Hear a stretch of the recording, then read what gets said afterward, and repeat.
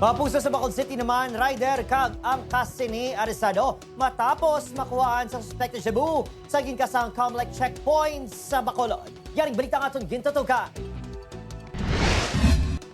Preso subong sa Police Station 7 sa Bacolod City ang mag-abyan nga alias Romnick kag alias Aljon matapos makuhaan sa suspect na Cebu sa Comlec checkpoint sa boundary sa Murcia kag Mansilingan kagabi. Sunod sa pulisan, nakita mismo sa police personnel nga ginhaboy pa sa mag-abyan nga sakay sa motorsiklo ang ginapatyan Cebu sa nakita nga may checkpoint sa unhan. Wala na hulogin haboy agad.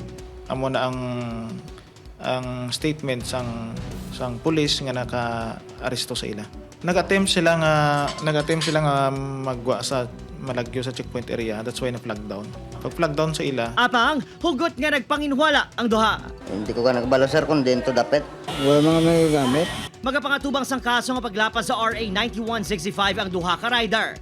Samtang, nagapanumdom naman ang kapulisan nga temporaryo nga isungka sa police station ang mga pusil nga wala pa ma-renew ang lisensya. For those firearms holder nga expired ang ilang mga lisensya, they could deposit temporarily anay sa atong sa mga stasyon until such time nga ma-process nila. Opo, Kiril Casillo, Adrian Priatos, One Western Visayas.